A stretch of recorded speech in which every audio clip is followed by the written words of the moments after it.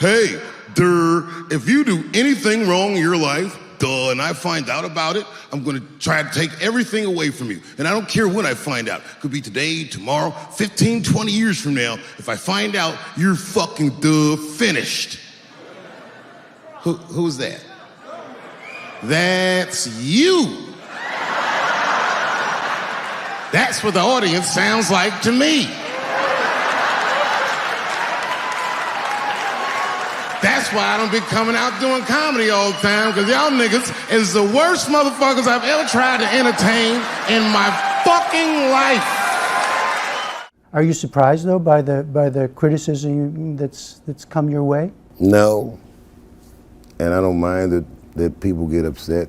Some of this criticism, like, is helpful. Like, I get educated by it. I don't necessarily agree with all of it, but I learn about a lot of things, you know, just from my critics. I am not saying that to say that trans women aren't women. I am just saying that those pussies that they got, you know what I mean? I'm not saying it's not pussy, but that's like beyond pussy or impossible pussy. You know what I mean?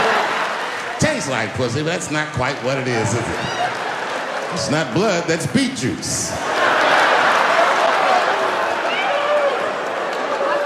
But you guys gotta remember, I'm not saying it to be mean. I'm saying it because it's funny. And everything's funny till it happens to you. If bad things happen to someone else, that's not necessarily funny. Look at it this way. I grew up in the crack epidemic. I tell jokes about it. I grew up in the crack epidemic, and now there's an opioid epidemic. Are they treating the opioid epidemic the way that they treated the crack epidemic? No, this is a national health emergency. When we were coming up, we were policed by the National Guard, addicts were criminals. Now they understand addicts are sick people, and maybe it's because the demographic of the opioid epidemic is not the same demographic of the crack epidemic. Racially.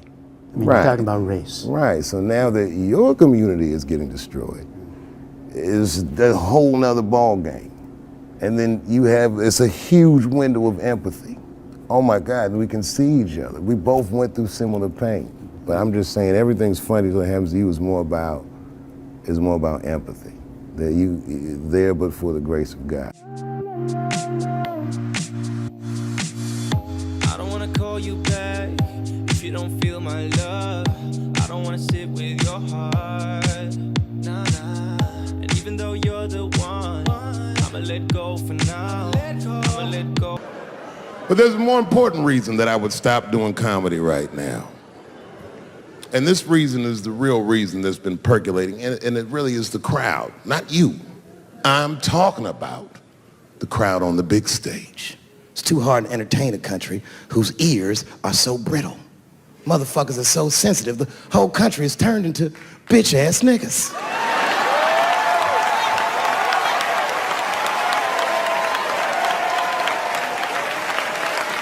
Everything you say upsets somebody.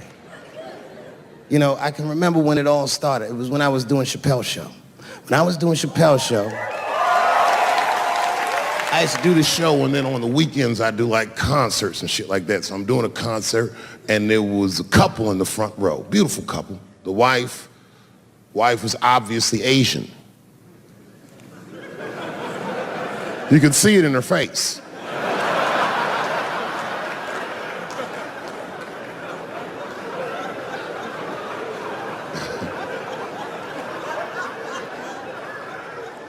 The husband, this motherfucker was mysterious, to say the least. Couldn't quite pinpoint where he was from. Caramel-colored fella, very nice hair, but he could have been from anywhere. Bangladesh, Mexico. I can't guess with a nigga like this. All I knew for sure about this guy is that his wife was a bitch. I could see that in her face, too. No, he was laughing and having a good time, and she was scowling at me at a goddamn comedy show. I couldn't figure it out. And then I realized at some point that she was pregnant. And I was smoking on stage. I said, oh my God, that's probably why she's mad. So I started to put my cigarette out, but then she hit me with one of them fake non-smoker calls. So I just kept smoking. I thought to myself, bitch, that baby will be fine, relax. And I tried to break the tension. I just asked her. That's all I said. I go, hey, where are you guys from anyway? And I could tell that she was on to me. She goes, very condescendingly, she says, I'm from California. If you're asking my ethnicity, I am Chinese. And her husband was just cool about the shit. He was like, I'm Mexican, bro. I said, well, I'm sorry if I offended you by asking. But you're a very beautiful couple. And miss, there's no question that you're gonna give birth to the hardest working baby this world has ever seen.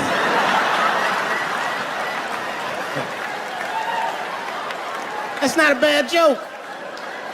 She got very upset. She got up to leave immediately, but she didn't just leave. She had to take one last dig at me on the way out. I will never buy one of your fucking DVDs again, Dave Chappelle. I said, ma'am, with all due respect, Chinese people don't buy DVDs.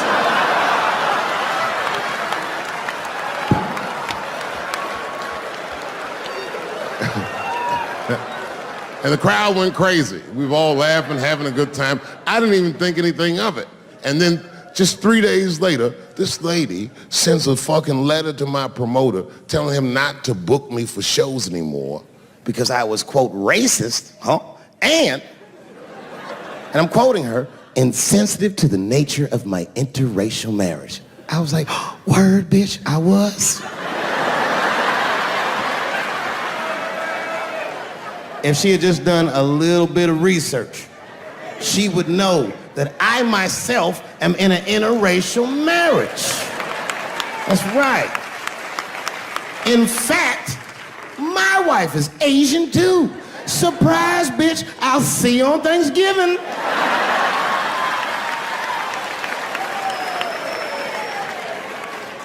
But my wife's not Chinese. She's Filipino. That's right. And our kids are Puerto Rican somehow, so there you go. But I don't give a fuck about interracial marriage. In fact, you know what? My mother is half white. A lot of people don't know that. Well, all right, you were a little too excited, but okay. A lot of people don't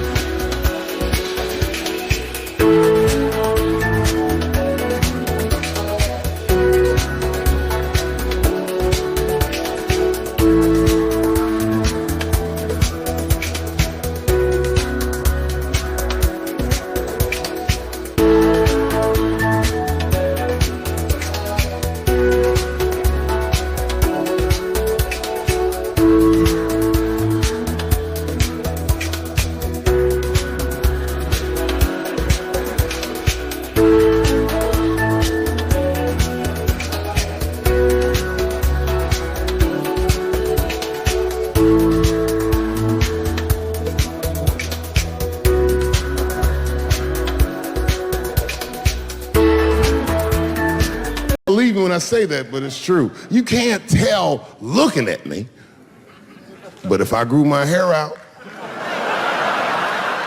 you would think you was at a fucking Cat Williams concert. My shit is beautiful. But motherfuckers are just taking it too far. I don't know why or how everybody got this goddamn sensitive. You know who hates me the most? The transgender community.